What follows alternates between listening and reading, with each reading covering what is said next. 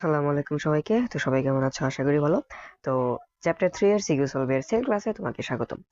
তো আজকে আমরা সলভ করব হচ্ছে চট্টগ্রাম বোর্ড 2024 এই সিকিউটা সলভ করব। তো আজকে আবারও বলে রাখছি, যারা হচ্ছে আমাদের ওয়ান শট ক্লাসটা দেখো না, ওয়ান শট ক্লাসটা আগে দেখার অনুরোধ রইলো এবং ক্লাসের লিংক তোমরা হচ্ছে ডেসক্রিপশন বক্সে পেয়ে যাবা। সাথে সাথে আমাদের যে হোয়াটসঅ্যাপ গ্রুপ রয়েছে সেই গ্রুপের লিংকও তোমরা ডেসক্রিপশন বক্সে পেয়ে যাবা। তো দেখো এখানে কি বলছে, টেবিলে রাখা 500 গ্রাম ভরের একটি বইয়ের কার্যকরী বল হচ্ছে 4.88 নিউটন। তাহলে তুমি কি পাইছো? কার্যকরী বলটা কি ভাই? কার্যকরী বলটা হচ্ছে এফ নিট, যেটা তাই না? এফ নিটটা হচ্ছে কত? 4.88 নিউটন। আচ্ছা, তারপরে দেখো বলছে মহাবিশ্বের দুটি ভিন্ন স্থান এক্স ও ওয়াই এর ভরের অনুপাত দিছে M is to m is equal to কত?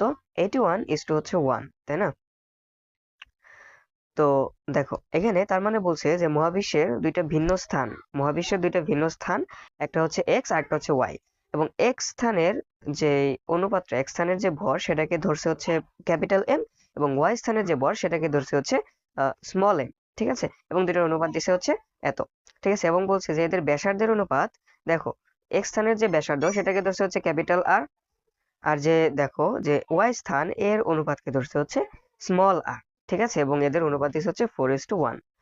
আচ্ছা, এখন দেখো এবং বলছে এক্ষেত্রে G of X is equal to কত? 9.8 মিটার পার সেকেন্ড স্কোয়ার, এবং জি অফ এক্স মানে কি এক্স স্থানে যে অভিকর্ষ ত্বরণ সেটা দিছে আমার কত? 9.8 মিটার পার সেকেন্ড স্কোয়ার। ঠিক আছে, তাহলে দেখো আমাদের কয়েকটা জিনিস দেওয়া আছে, এবং হচ্ছে আমাদের গ নম্বরে বলছে যে উদ্দীপকের ঘটনায় গতি ঘর্ষণ সহগ নির্ণয় করো।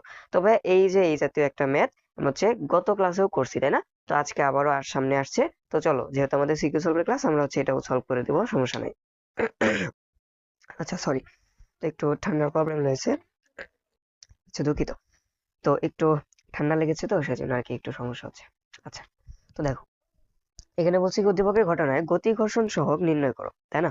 তো গতি ঘর্ষণ সহগ নির্ণয় করতে বলছে, তার মানে আমাকে দেখো গতি ঘর্ষণ সহগ যদি আমি নির্ণয় করতে চাই, তাহলে গতি ঘর্ষণ সহগ নির্ণয়ের সূত্রটা কি ছিল ভাই? গতি ঘর্ষণ সহগকে আমরা প্রকাশ করি হচ্ছে মিউ এস অথবা হচ্ছে mu K is equal two, যেন কত ছিল? উপরে ছিল ঘর্ষণ বল ডিভাইডেড বাই ছিল প্রতিক্রিয়া বল, তাই না? ডিভাইডেড বাই ছিল প্রতিক্রিয়া বল, অবিলম্ব প্রতিক্রিয়া বল, এইটা ছিল সূত্র, তাই না? তো এখন এইখানে একটু খেয়াল করো, এখানে আমার কি দেওয়া আছে? এখানে আমার দেওয়া আছে হচ্ছে তোমার কার্যকরী বল দেওয়া আছে, তাই না? এখন আমাকে ঘর্ষণ বলটাকে নির্ণয় করতে হবে। ঠিক আছে, কার্যকরী বল দেওয়া আছে, আমাকে আগে ঘর্ষণ বলটা নির্ণয় করতে হবে, এবং ঘর্ষণ বলটা নির্ণয় করার পরে আমি কি পাবো? ঘর্ষণ বলটা নির্ণয় করার পরে আমি হচ্ছে আহ আমাকে নির্ণয় করতে হচ্ছে অবিলম্ব প্রতিক্রিয়া বল, এইটা আমার নির্ণয় করতে হবে। তারপর আমরা গতি ঘর্ষণ সহগ যেটা সেটা নির্ণয় করতে পারবো। ঠিক আছে, তো চলো আমরা হচ্ছে প্রথমে ঘর্ষণ বলটা কত সেটা নির্ণয় করি। আচ্ছা, তো এইখানে একটু খেয়াল করো, আমরা যদি ঘর্ষণ বলটা নির্ণয় করতে চাই, তাহলে আমার কি দেওয়া আছে ভাই? আমার হচ্ছে এফ নিটটা দেওয়া আছে, তাই না? F net is equal to আমরা কত জানছি ভাই? প্রযুক্ত বল মাইনাস হচ্ছে এফ কে, তাই না? তো এইখান থেকে আমরা হচ্ছে এটা খুব সহজে নির্ণয় করতে পারবো। এখন আমরা যদি এইখান থেকে যদি এখানে আমার কি কি দেওয়া আছে, দেখো এখানে হচ্ছে আমার কার্যকরী বল যেটা সেটা দেওয়া আছে, এখন প্রযুক্ত বলটা দেওয়া নেই। এখন প্রযুক্ত বলটা যে দেওয়া নাই, এটা যে নির্ণয় করব তারও কোনো অপশন নাই। দেখো প্রযুক্ত বল যদি আমরা নির্ণয় করতে চাই, তাহলে আমরা এ বি ইকুয়াল টু কত জানি ভাই? এ বি ইকুয়াল টু আমরা জানি হচ্ছে এম এ, তাই না? যেখানে হচ্ছে আমার দেখো শুধুমাত্র এমটা দেওয়া আছে, বাট এটা দেওয়া নেই, এবং এটা যে আমরা নির্ণয় করব তারও কোনো অপশন নাই, তাই না? দেখো এখানে বেগের কোনো অপশনই বলা নাই, তাহলে আমরা এটা কিভাবে নির্ণয় করবো? তার মানে এই যে প্রযুক্ত বল, এই প্রযুক্ত বলটা নির্ণয় করা একরকম তোমার হচ্ছে অসম্ভব হয়ে যাচ্ছে, তাই না? কারণ প্রযুক্ত বল নির্ণয় করা যদি তোমার অসম্ভব হয়ে যায়, তাহলে আমরা কিভাবে ঘর্ষণ বলটা নির্ণয় করবো বলতো?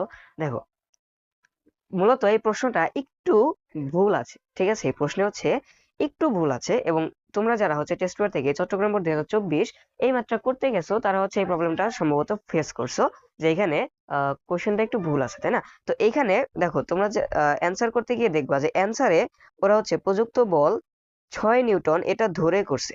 ঠিক আছে, তো ধরে নিচ্ছি যে প্রযুক্ত বল হচ্ছে 6 নিউটন, তো এটা দেওয়া থাকতে হবে। ঠিক আছে, প্রযুক্ত বলটা অবশ্যই তোমার দেওয়া থাকতে হবে। প্রযুক্ত বল যদি দেওয়া না থাকে, প্রযুক্ত বল বের করার ওয়েটা তোমাকে দেওয়া থাকতে হবে। এখন কোনোটাই তোমার দেওয়া নাই, তাহলে তুমি কিভাবে নির্ণয় করবে, তাই না?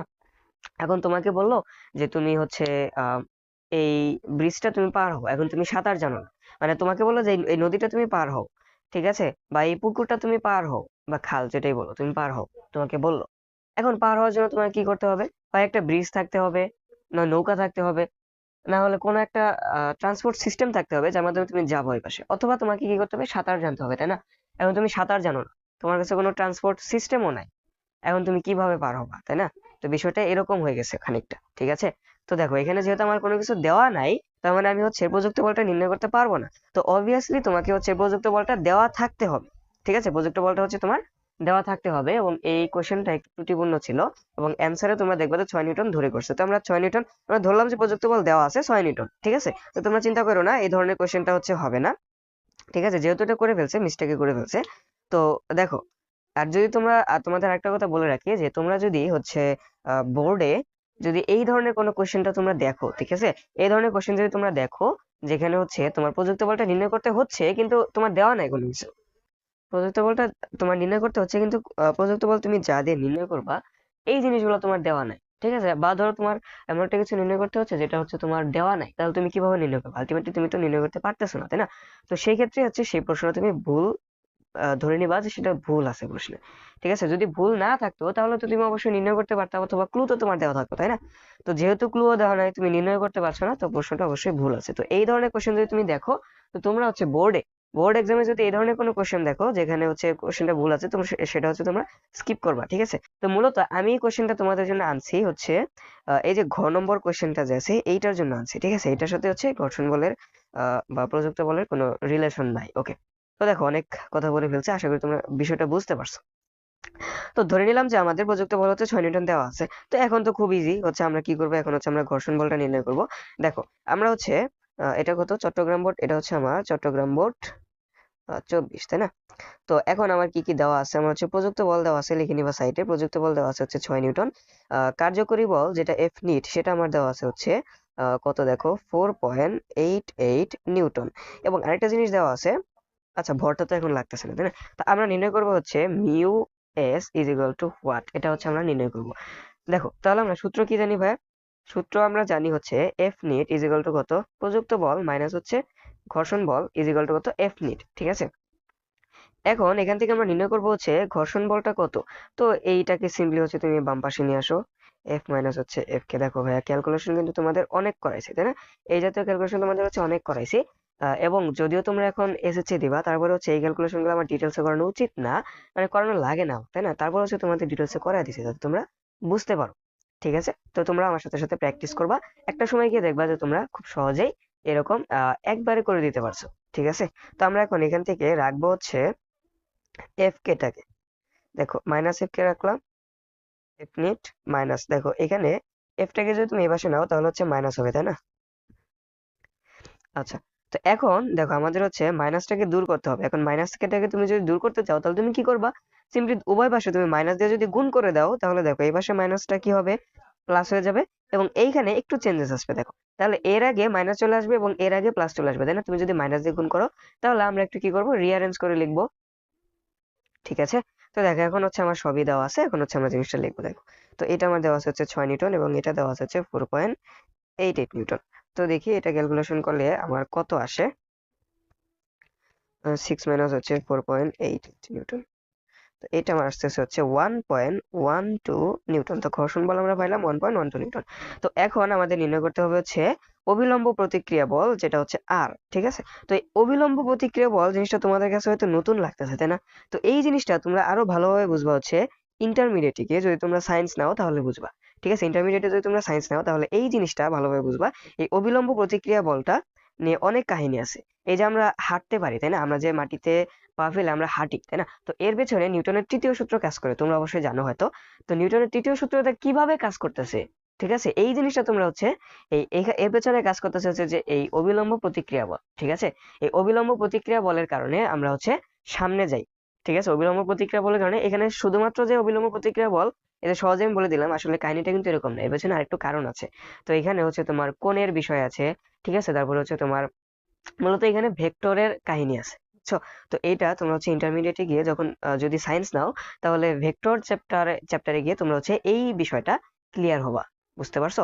ওকে, তো চলো অবিলম্ব প্রতিক্রিয়া বল, আপাতত আমরা অবিলম্ব প্রতিক্রিয়া বল নির্ণয়ের সূত্রটা কি জানছি ভাইয়া, এখন আমরা নির্ণয় করবো হচ্ছে অবিলম্ব প্রতিক্রিয়া বল। আচ্ছা, দেখো আমি কিন্তু সরাসরি হচ্ছে সূত্র ফেলে কিন্তু অঙ্কগুলা করি, তাই না? তো তোমরা একটু বাংলা টাংলা লিখবা, ঠিক আছে? এখন তুমি লিখবা যে এখন অবিলম্ব প্রতিক্রিয়া বল আর ইজ ইকুয়াল টু কত, এম জি। আচ্ছা তাহলে তোমার এম লাগতেছে, তাই না? তো এমটা আমরা লিখি যে এম ইজ ইকুয়াল টু কত দেওয়া আছে, 500 গ্রাম দেওয়া আছে। তো এটাকে যদি আমি কিলোগ্রামে কনভার্ট করি তাহলে কি করব, 500 ডিভাইডেড বাই হচ্ছে আমরা কত দিব, 1000 দিব, তাই না?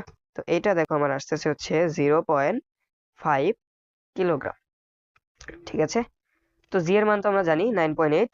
তো এটা উল্লেখ করে দিতে পারো যে জি হচ্ছে 9.8 মিটার পার সেকেন্ড স্কোয়ার ভূপৃষ্ঠে, তাই না? ভূপৃষ্ঠের সকল স্থানেই না জি এর আদর্শ মান ধরা হয় 9.8। ঠিক আছে, তো দেখো বিলম্ব প্রতিক্রিয়া বল কত হবে, 9.8, এবং এটাকে যদি আমরা গুণ করি তাহলে দেখো কত আসতেছে, এটা আমার আসতেছে হচ্ছে 4.9 নিউটন। ঠিক আছে, তো এখন আমরা খুব সহজেই গতি ঘর্ষণ সহগটা নির্ণয় করতে পারবো। তাহলে সূত্র কি ভাই, অবিলম্ব ঘর্ষণ বল ডিভাইডেড বাই হচ্ছে অবিলম্ব প্রতিক্রিয়া বল। তো দুইটা জিনিস আমার আছে। এখন দেখো, তো এটাকে তুমি যদি ভাগ করো তাহলে দেখো কত আসতেছে, 1.12 ডিভাইডেড বাই হচ্ছে 4.9, এবং এটা আমার আসতেছে হচ্ছে 0.23। হ্যাঁ, 0.23, এটাই আমার আসতেছে হচ্ছে গতি ঘর্ষণ সহগ। ঠিক আছে, তো এটা আমার আসতেছে হচ্ছে 0.23, এটা এত। ঠিক আছে, তো আরেকটা বিষয় বলে রাখি, দেখো আমি আমি যে তোমাদের এই ম্যাথ করানোর সময় যে ক্যালকুলেশন গুলো করি সেটা হচ্ছে এই যে 991 ইএস প্লাস এই ক্যালকুলেটর দিয়ে করি। ঠিক আছে, তো তোমরা যারা 100 এমএস ক্যালকুলেটর দিয়ে করো, আমি যখন হিসাব করার সময় তোমাদের হচ্ছে একবারে জিনিসগুলো বলি, তাই না? যেমন হচ্ছে এখানে 2 ডিভাইডেড বাই হচ্ছে তোমার 3 × 5 × 4, এটা আমরা একবারে হিসাব করি, তাই না? তো এই ক্যালকুলেটর দিয়ে তোমার হচ্ছে একবারে করা যায়। ঠিক আছে, দেখো যে এখানে ডিভাইডেড বাই আনা যায়, এবং হচ্ছে দেখো এখানে হচ্ছে একবারে হিসাবগুলা করা যায়, বুঝছো?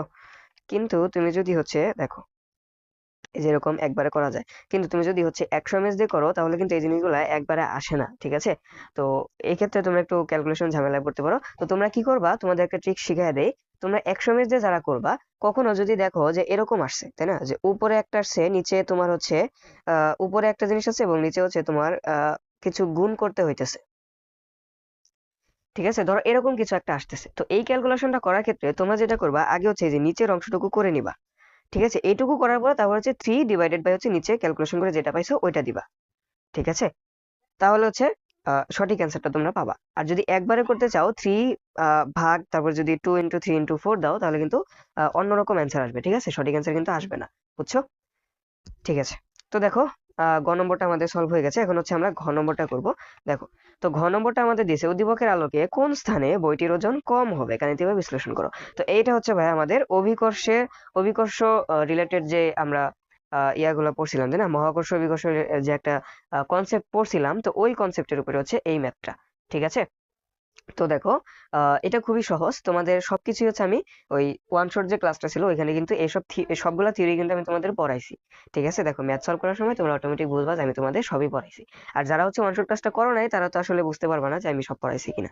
ঠিক আছে, তো যারা করো নাই তাদেরকে হচ্ছে আবারও বলছি তোমরা ওয়ান শট ক্লাসটা করে আসবা। ঠিক আছে, তো দেখো এখানে বলছে যে উদ্দীপকের আলোকে কোন স্থানে বইটির ওজন কম হবে এটা নির্ণয় করতে বলছে। এখন ভাইয়া ওজনের সূত্র কি আমরা জানি? ওজনের সূত্র হচ্ছে ভাইয়া W = mg। ঠিক আছে, তো এখন বলবো ভাই এটা তো অবিলম্ব প্রতিক্রিয়া বলের সূত্র, তাই না? হ্যাঁ, অবিলম্ব প্রতিক্রিয়া বলেরও সূত্র, ওজনেরও সূত্র হচ্ছে এমজি। ঠিক আছে, তো ওজন রিলেটেড একটা ম্যাথ তোমাদের করাইছিলাম। ঠিক আছে, আশা করি তোমাদের জানার কথা যে ওজনের সূত্র হচ্ছে এমজি। দেখো, তো এমজি যেহেতু, তাহলে দেখো বস্তুর ভর তো সব জায়গায় সেম থাকে, তাই না? তো বস্তুর ভর হচ্ছে সেম। আহ দেখো বস্তুর ভর হচ্ছে এখানে সেম, বাট জি জি কিন্তু চেঞ্জ, তাই না? দেখো এখানে কি বলছে, দুইটা স্থান বলছে, পৃথিবীর দুইটা স্থান বলছে, এবং একটা স্থানের অভিকর্ষ ত্বরণ দিয়ে দিছে। এবং দেখো এখানে আমরা কি কি দেওয়া আছে আগে বলি তোমাদের। দেখো আমরা যদি ওজন নির্ণয় করতে চাই যে কোন স্থানে বইটির ওজন কত হবে, তাহলে এর জন্য আমার সূত্র কি ভাই, এমজি, তাই না? তো এমটা আমার দেওয়া আছে, কিন্তু জি এর ক্ষেত্রে দেখো, জি এর ক্ষেত্রে একটা স্থানে জি এর মান আমার দেওয়া আছে, কিন্তু আরেকটা স্থানে জি এর মান কত এটা কিন্তু আমার দেওয়া নাই। তো আরেকটা স্থানে জি এর মান কত এটা যদি আমি নির্ণয় করতে পারি তাহলে আমি খুব ইজিলি বলতে পারবো যে কোন স্থানে বইটির ওজন কম হবে, তাই না? তো এখন দেখো জি এর মান যদি আমি নির্ণয় করতে চাই, দেখো জি জি নির্ণয়ের, অভিকর্ষ স্তর নির্ণয়ে তোমাদের একটা সূত্র পড়াইছিলাম ওয়ান শট ক্লাসে। সূত্রটা ছিল এরকম, জি ছিল মহাকর্ষীয় ধ্রুবক জি বড় এম ডিভাইডেড বাই হচ্ছে আর স্কোয়ার। ঠিক আছে, তো সূত্রটা কাইন্ড অফ এরকম ছিল, বুঝছো? তো সূত্রটা হচ্ছে এরকম, এই যে এই সূত্রটা ছিল আমাদের অভিকর্ষ ত্বরণ নির্ণয়ের সূত্র। ঠিক আছে, তো এখন দেখো অভিকর্ষ ত্বরণ যদি আমরা নির্ণয় করতে চাই তাহলে আমার কি জানা লাগতেছে, আমার হচ্ছে আহ মহাকর্ষীয় যে ধ্রুবক সেটা আমার জানা লাগতেছে, যেটা আমরা জানি, তাই না? তো আমার হচ্ছে ভর জানা লাগতেছে আর হচ্ছে ব্যাসার্ধ জানা লাগতেছে। এখন তুমি এখানে একটু খেয়াল করো তো ভাইয়া, ভর আর ব্যাসার্ধ দুইটাই আমার দেওয়া আছে, কিন্তু সরাসরি দেওয়া নাই, অনুপাত আকারে দেওয়া আছে, তাই না? তো এখন আমরা হচ্ছে কিভাবে নির্ণয় করবো দেখো। তো এটা আমার নির্ণয় করতে গেলে আমাদের হচ্ছে সমীকরণ দিয়ে নির্ণয় করতে হবে, ঠিক আছে ভাইয়া? দেখো, আমাদের যদি এই যে ভরটা যদি আমার সরাসরি দেওয়া থাকতো, এই যে ভরটা যদি সরাসরি দেওয়া থাকতো, তাহলে হচ্ছে আমরা খুব ইজিলি নির্ণয় করতে পারতাম, তাই না? কিন্তু ভরটা আমার সরাসরি দেওয়া নাই, অনুপাত আকারে দেওয়া আছে, ব্যাসার্ধটা আমার হচ্ছে অনুপাত আকারে দেওয়া আছে। তাহলে আমরা কিভাবে করবো? এটা হচ্ছে আমরা সমীকরণ দিয়ে করবো। দেখো, সমীকরণ দিয়ে কিভাবে করবো, ঘাবড়ানোর কিছু নেই ভাই, একদম ইজি একটা ম্যাথ। দেখো, তো আমরা ঘ নম্বরটা যদি করি, তো প্রথমত দেখো আমাদের কি দেওয়া আছে। প্রথমত তুমি লিখবা যে আমাদের দেওয়া আছে হচ্ছে আচ্ছা, এক মিনিট। দেখো, আমাদের দেওয়া আছে হচ্ছে বস্তুটার ভর দেওয়া আছে। তো এই পাশে একটু লেখো যে বস্তুটার ভর দেওয়া আছে হচ্ছে 500 গ্রাম, যেটা আমরা গ নম্বরে পাইছি হচ্ছে 0.5 কেজি, ঠিক আছে? এবং হচ্ছে আহ দুইটা স্থান এক্স এবং ওয়াই স্থানের ভরের অনুপাত দেওয়া আছে হচ্ছে m/m ইজ ইকুয়াল টু হচ্ছে 81 হচ্ছে 1, ঠিক আছে? তো এখান থেকে তুমি কি লিখতে পারো, এটাকে তুমি হচ্ছে এইভাবে লিখতে পারো না, বড় এম ডিভাইডেড বাই হচ্ছে ছোট এম ইজ ইকুয়াল টু হচ্ছে কত, 81 ডিভাইডেড বাই হচ্ছে 1, এভাবে লিখতে পারো না? তো দেখো, অনুপাত মানে কি? অনুপাত মানে হচ্ছে ভাগ, এভাবে না? হ্যাঁ, তো আশা করি এটা তোমরা জানো। তো দেখো, তো তোমরা একটু বাংলাটা লিখে নিবা যে এক্স এবং ওয়াই স্থানের ভরের অনুপাত হচ্ছে এত, এবং হচ্ছে লিখবা যে এক্স এবং ওয়াই স্থানের ব্যাসার্ধের অনুপাত হচ্ছে কত, r/r ইজ ইকুয়াল টু কত, 4:1।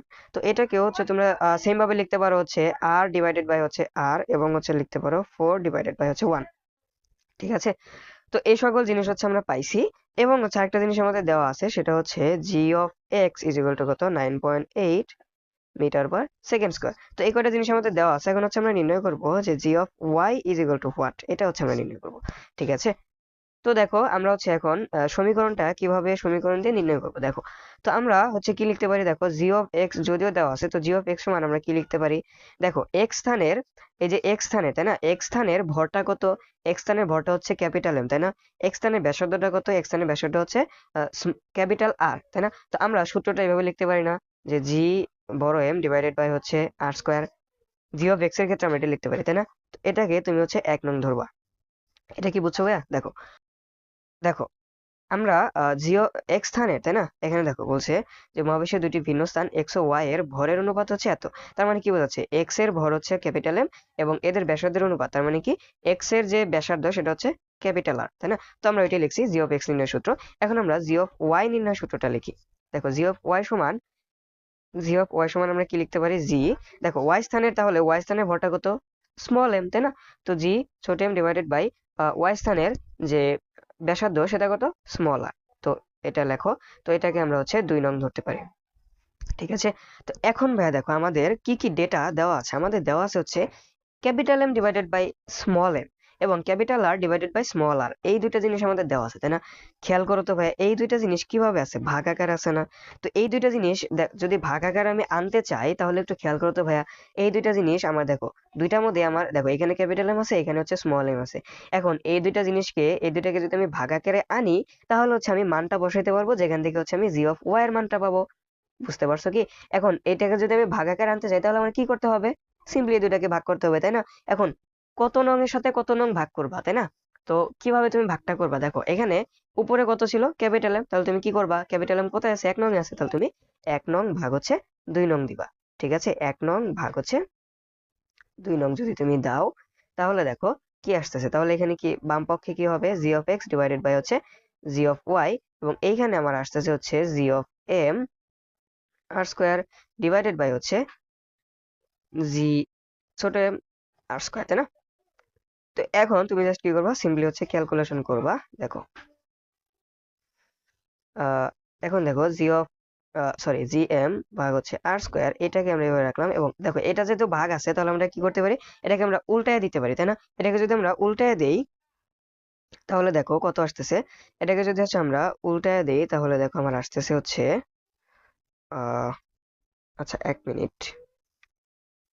হ্যাঁ, দেখো এটাকে যদি উল্টায় দেই, তাহলে আমার আসতেছে, দেখো তাহলে আরটা উপরে চলে যাবে না, তাহলে আর স্কোয়ারটা হচ্ছে আমার কাইন্ড অফ উপরে চলে যাবে, এবং হচ্ছে দেখো আর স্কোয়ারটা যদি উপরে চলে যায়, তাহলে জিএমটা কোথায় চলে আসবে, জিএমটা হচ্ছে নিচে চলে আসবে, ঠিক আছে? জি এমটা হচ্ছে নিচে চলে আসবে। এখন তুমি এই জি আর এই জি কেটে দিতে পারো, তাই না? তো এটা যদি কেটে যাও, এখন দেখো তোমার এখানে কি থাকতেছে, জি অফ এক্স ডিভাইডেড বাই হচ্ছে জি অফ ওয়াই। ঠিক আছে, এখন দেখো এইখানে কি থাকতেছে, এখানে আবার কাইন্ড অফ থাকতেছে দেখো এম আর স্কোয়ার, আচ্ছা M R square divided by হচ্ছে ক্যাপিটাল আর স্কোয়ার এম। ঠিক আছে, তো এইটা থাকতেছে। তো এখন তুমি হচ্ছে কি করবা দেখো, এখন হচ্ছে তুমি এটা লিখতে পারো, দেখো আমাদের কি ডেটাটা কি দেওয়া ছিল ভাইয়া, capital M divided by small M, তাই না? তো আমরা হচ্ছে এই জিনিসটাকে একটু আলাদা করে লিখি, capital M small M into হচ্ছে কত,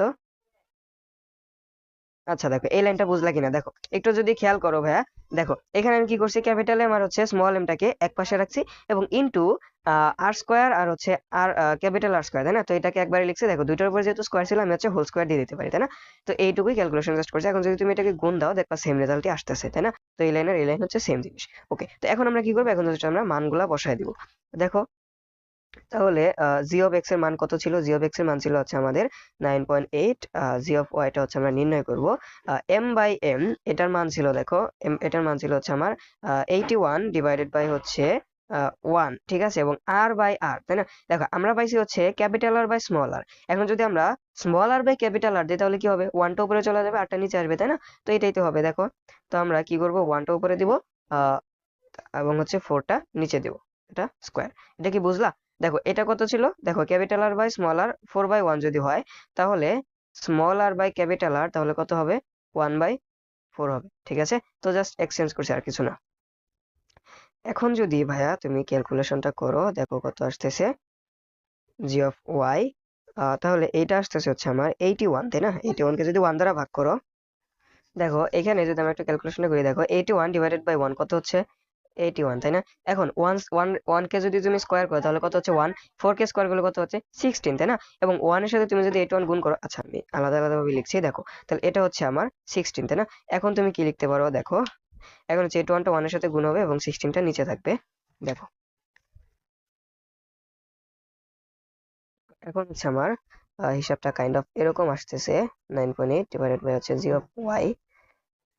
দেখো তোমাদের যাদের হচ্ছে ম্যাথটা একটু এলোমেলো লাগতেছে, কোনো সমস্যা নাই, আমি আবার রিক্যাপ করব। ঠিক আছে, এখন তুমি কি করবা, আর আর জাস্ট গুণ করে দিবা। তো কি করবা, 81 এর সাথে এই যে জি অফ ওয়াই এটা গুণ করবা তুমি, এবং 16 এর সাথে 9.8 গুণ করবা। দেখো 16 ইন্টু 9.8 যদি দাও তাহলে দেখো কত আসতেছে, 16 ইন্টু 9.8 তাহলে আসতেছে হচ্ছে 156.8। এখন তুমি জি অফ ওয়াই যদি নির্ণয় করতে চাও তাহলে কি করবা, এটাকে জাস্ট হচ্ছে 81 দিয়ে ভাগ করবা। ঠিক আছে,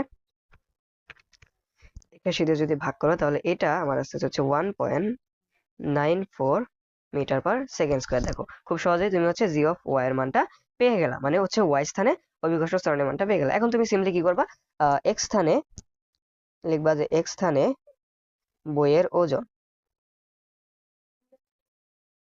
বইয়ের ওজন W1 ইজ ইকুয়াল টু কত, M G of X, M কত 0.5, জি অফ এক্স কত 9.8। তো এটা যদি গুণ দাও 0.5 ইন্টু 9.8 তো কত আসতেছে দেখো 4.9। আচ্ছা, তো ওজন বলছে তাই না, এটার ওজন হচ্ছে এত। তো দেখো এটা হচ্ছে এত।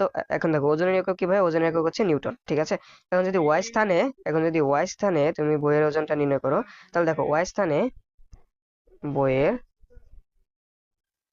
ওজনটা যদি নির্ণয় করো, W2 যদি দাও এটা, আচ্ছা এখানে আসলে আমাদের এক্স ওয়াই দেওয়া উচিত ছিল, আচ্ছা যাই হোক তোমরা ধরে নিবা। ঠিক আছে, তো দেখো এম জি অফ ওয়াই, তো এম হচ্ছে 0.5 ইন্টু জি অফ ওয়াই হচ্ছে 1.94। ঠিক আছে, তো দেখো 0.5 ইন্টু 1.94, তাহলে এটা আমার আসতেছে হচ্ছে 0.97 নিউটন। ঠিক আছে, তাহলে দেখো কোন স্থানে তোমার বইয়ের ওজনটা কম হয়েছে, ওয়াই স্থানে। এখন তুমি লিখে দিবা যে যেহেতু যেহেতু y2 is less than y1, সুতরাং হচ্ছে y স্থানে বইটির অভিকর্ষ ত্বরণের মান হচ্ছে, সরি y স্থানে হচ্ছে বইটির ওজন কম হবে। ঠিক আছে, তো এই ছিল হচ্ছে আমাদের চট্টগ্রাম বোর্ড 2024, যারা আমি একটা বুঝো নাই আরেকবার রিক্যাপ করতেছি। দেখো এখানে কি বলছে, কোন স্থানে অভিকর্ষ স্তর কোন স্থানে বইটির ওজন কম হবে, ওজন নির্ণয়ের সূত্র আমরা কি জানি, এম জি জানি। এখন আমার এমটা দেওয়া আছে, জিটা এক্স স্থানের ক্ষেত্রে দেওয়া আছে কিন্তু ওয়াই স্থানের ক্ষেত্রে জি এর মানটা দেওয়া নেই। তো আমাদের কি করতে হবে, আগে জি এর মানটা নির্ণয় করতে হবে। এখন জি এর মান নির্ণয়ের সূত্র আমরা কি জানি,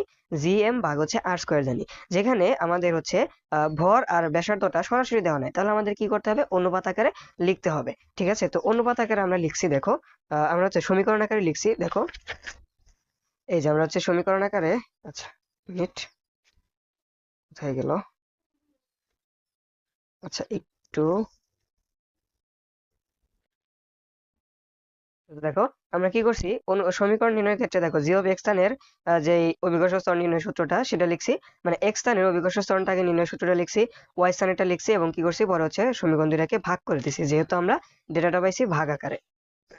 ঠিক আছে, তো ভাগ করার পরে, তো দেখো ভাগ করার পরে সিম্পলি হচ্ছে আমরা ক্যালকুলেশন করছি। তো ক্যালকুলেশন করার পরে আমরা হচ্ছে দেখো, ক্যালকুলেশন তো বুঝছো, তো ক্যালকুলেশন করার পরে আমরা হচ্ছে সিম্পলি কি পাইছি, দেখো ক্যালকুলেশন করার পরে আমরা হচ্ছে, দেখো ক্যালকুলেশনটা করার পরে আমরা হচ্ছে ওয়াই স্থানের যে অভিকর্ষ স্থান সেটা পাইছি। এখন আমরা কি করছি, দেখো এক্স স্থানে ওজন নির্ণয় করছি, ওয়াই স্থানে ওজনটা নির্ণয় করছি। ঠিক আছে, তো এই ছিল হচ্ছে আমাদের চট্টগ্রাম বোর্ড 2024। আর গ নম্বরে যেই প্রবলেমটা ছিল সেটা তোমাদের বললাম যে কোশ্চেনে একটু ভুল ছিল। ঠিক আছে, তো আশা করি এখন থেকে তোমাদের হচ্ছে অভিকর্ষ স্তরণ রিলেটেড যদি কোনো কোশ্চেন আসে, বা ওজন কোথায় কম হবে কোথায় বেশি হবে, ঠিক আছে, বা অনেক সময় তোমার এরকম দিয়ে দেয়, ঠিক আছে, ম্যাথটা তোমাদের বলি যে এরকম দিয়ে দেয় যে তোমার পৃথিবী দেবে, যে পৃথিবীতে অভিকর্ষ স্তরণ এত, পৃথিবীতে কোনো বস্তুর ভর এত, ঠিক আছে, এবং হচ্ছে তোমাকে বলে দিবে যে চাঁদে, চাঁদে বস্তুটার ভর এত, অভিকর্ষ ত্বরণ এত, ঠিক আছে, অথবা চাঁদের অভিকর্ষ বস্তুটা হচ্ছে ভর এত, তাহলে হচ্ছে তুমি কি নির্ণয় করো, চাঁদের অভিকর্ষ ত্বরণটা নির্ণয় করো। ঠিক আছে, তো এরকম এই জাতীয় হচ্ছে ম্যাথ তোমাদের দিয়ে দিবে, বুঝতে পারছো? তো তোমরা এখন আশা করি ইজিলি এই ধরনের ম্যাথটা করতে পারবে। ঠিক আছে, তো আজকে এই পর্যন্তই, দেখা হবে নেক্সট ক্লাসে। ভালো থাকো সবাই, ভালো থাকো, সুস্থ থাকো, আল্লাহ হাফেজ, আসসালাম।